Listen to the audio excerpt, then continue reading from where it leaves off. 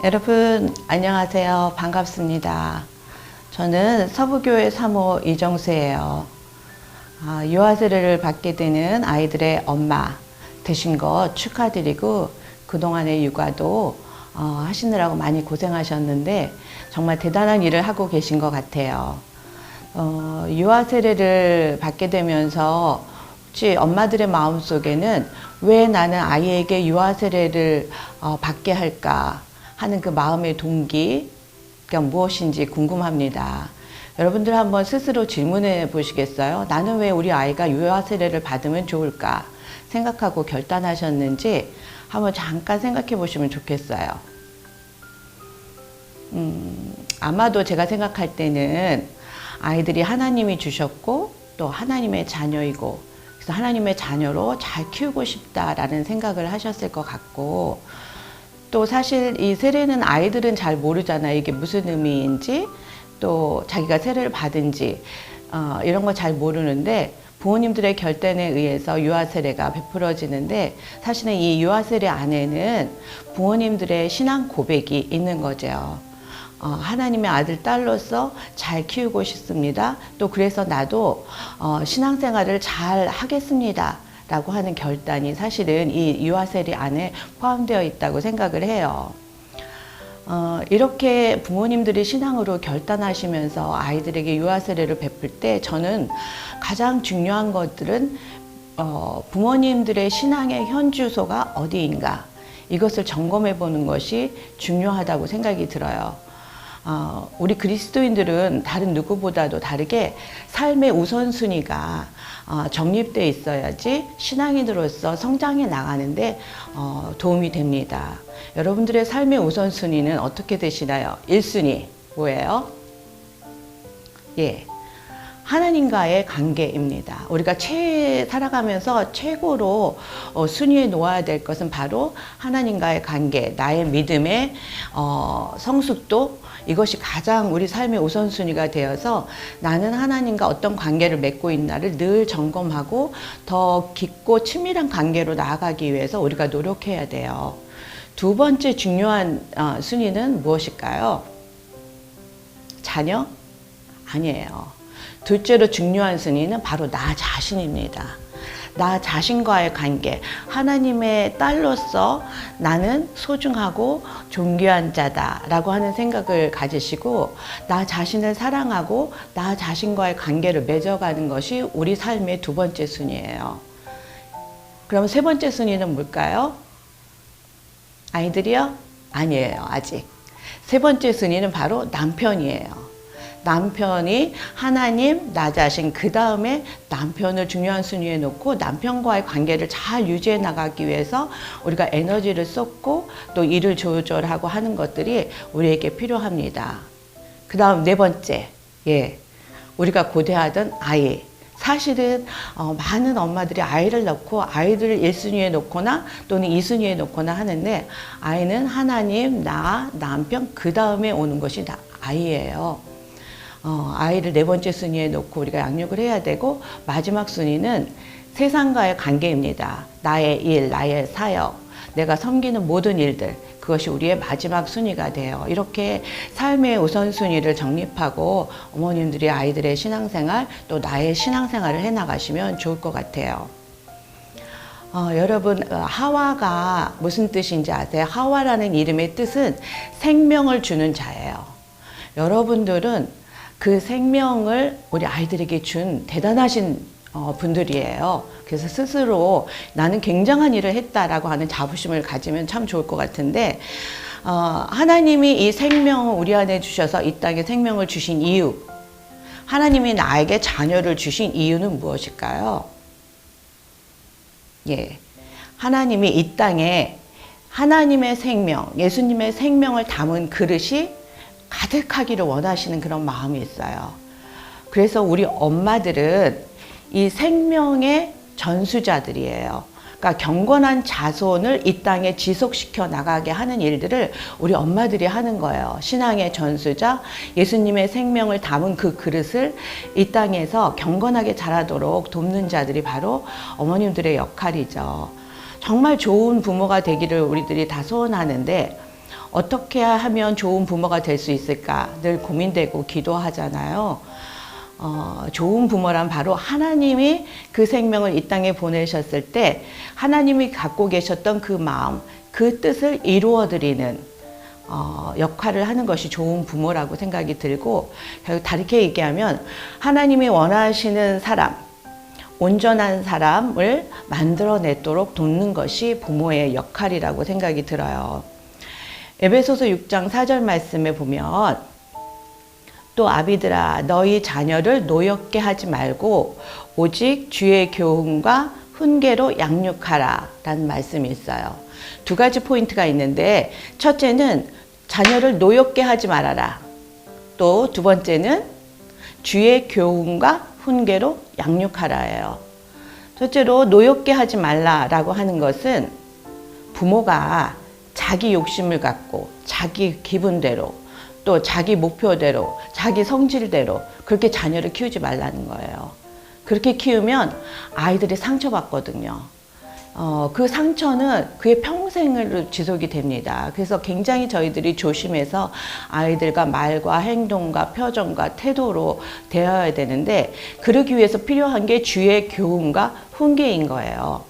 주의 교훈과 훈계는 어떻게 알 수 있죠? 말씀 속에 있습니다. 하나님의 말씀 속에 주님의 뜻이 있는 거예요.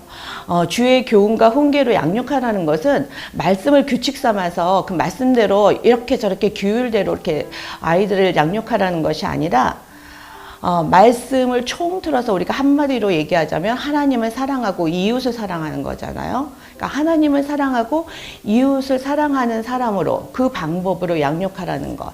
즉 하나님의 방법으로 양육해야 되는데, 하나님의 방법으로 훈육한다는 것은 결국 사랑으로 훈육한다는 거죠. 그래서 저는 우리 엄마들에게 세 가지 부탁을 하고 싶어요. 하나님의 방법대로 훈육하는 것이 무엇인가? 그 방법의 첫 번째는 바로 아이들에게 무조건적인 사랑의 담요를 주었으면 좋겠어요.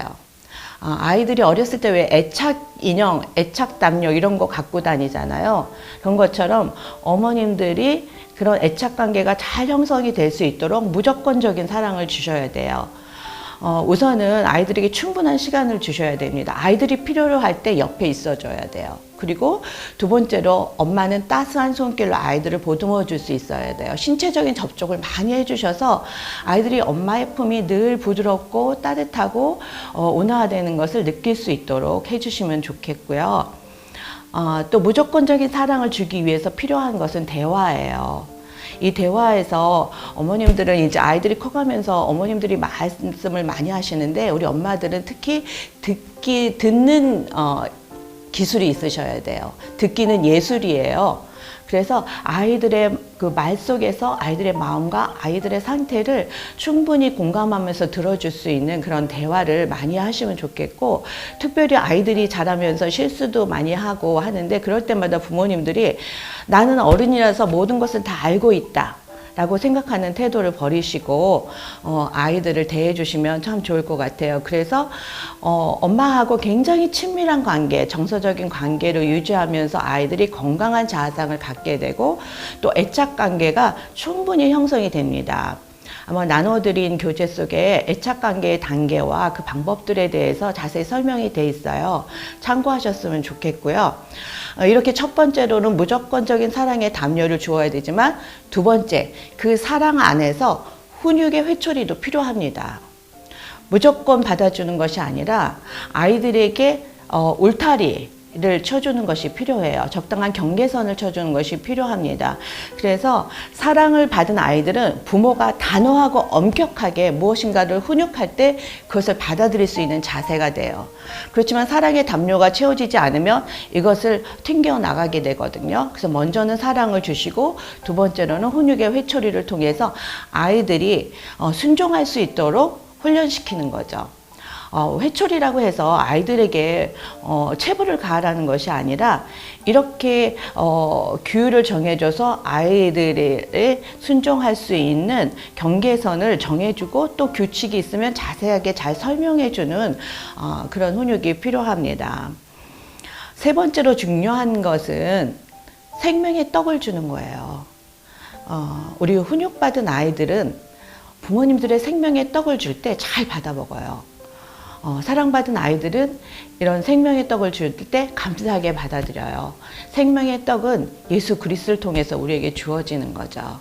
어머님들이 신앙생활 충분히 하시면서 내 안에 예수 그리스도의 복음으로 인해서 이 생명이 살아나서 이 생명이 아이들에게 전달이 되어야 되는 거예요. 생명의 전수자라고 했잖아요. 경건한 자손을 우리는 기르는 자들이기 때문에 그러한 거룩하고 복된 것들이 내 안에서 아이들에게 흘러나갈 수 있도록, 또 우리에게 생명해 주는 말씀이, 우리에게 생명을 주는 기도가 아이들에게 흘러갈 수 있도록 하시는 것이 중요하다고 생각이 들어요. 여러분, 사실 아이들을 키우다 보면 우리가 걱정도 많고 또 고민될 때도 많죠. 아이들이 이 험난한 세상을 어떻게 살아갈 것인가, 그렇게 근심 걱정할 때가 많은데, 사실은 우리가 기억해야 되는 거는 나보다도 우리 하나님이 우리 아이를 더 사랑하신다는 사실, 이거 꼭 기억하셨으면 좋겠어요. 내가 할 수 있는 거는 한계가 있어요. 나도 부족하잖아요. 그런데 우리 하나님께서는 우리 아이들을 천재로 이 땅에 보내셨고, 우리 부모님들이 적절한 도움을 주시면 그 천재성이 하나님이 주시는 능력 안에서 충분히 개발되면서 잘 살아갈 수가 있고, 특별히 성령님께서 그와 함께 늘 동행하시면서 그 삶을 이끌어 주실 수 있거든요. 그래서 내가 할 수 있는 게 요만큼인데 그거 붙잡고 전전긍긍해야 하고 힘들어하지 마시고, 우리 하나님, 전능하신 하나님 앞에 모든 것을 맡기시고, 여러분들은 하나님이 주신 내 자녀로 인해서 기뻐하는 일만 하셨으면 좋겠어요. 하나님이 기뻐하라고 우리 자녀들 주셨거든요. 그래서 그 자녀들이 얼마나 대견한지, 얼마나 대단한지, 또 하나님이 그를 통해서 어떻게 일해 가시는지, 이런 것들을 보시면서 즐거워하시고 기뻐하시는 엄마들이 됐으면 좋겠습니다. 마지막으로 당부드리고 싶은 것은, 사랑은 기도입니다. 기도하게 되면 사랑하고요. 사랑하게 되면 기도해요. 그래서 어머님들이 놓지 않아야 되는 줄은 중보 기도의 줄입니다. 내 자녀가 내가 죽는 그날까지 내 자녀이죠. 그래서 지금부터 시작해서 줄곧 내 자녀를 위해서 중보 기도의 끈을 놓지 않으셨으면 좋겠어요. 이 기도할 때 우리는 믿음이 생기고, 기도할 때 소망이 생기고, 또 기도할 때 우리가 사랑할 수 있는 힘이 생깁니다. 그래서 결국 우리는 하나님 안에서, 진리 안에서 자유롭고 또 기뻐하는 삶을 살 수가 있습니다. 우리 유아 세례를 받으시는 아이들, 또 엄마 아빠, 너무나 귀한 일이고 하나님이 얼마나 보배롭게 여기실까라는 생각이 들고, 하늘나라의 주역들이 되어 가실 거라고 생각을 해요. 서로 가족 간에 서로 축복하시고 사랑하면서 행복한 삶을 살아가시기를 기도합니다. 여러분 축복하고 사랑합니다. 과제 및 다음 진행 사항에 대한 안내입니다. 첫 번째, 내 부모의 양육 방식 중 본받고 싶은 것과 본받고 싶지 않은 것은 무엇인가? 두 번째, 나는 하나님 안에서 어떠한 부모가 되고자 하는가? 이 두 가지 질문에 대한 답을 매뉴얼에 적어주세요. 다음 주 소그룹 모임 시간에 나눔을 진행합니다. 또한 선배 아빠, 선배 엄마의 이야기도 듣게 될 예정이니 기대해 주세요. 행복한 가정 10계명 만들기도 다음 주 오프라인 강의 시간에 진행합니다. 아빠와 엄마는 미리 이야기 나누어 보고 함께 모여 우리 가정 10계명을 만들어 봅시다.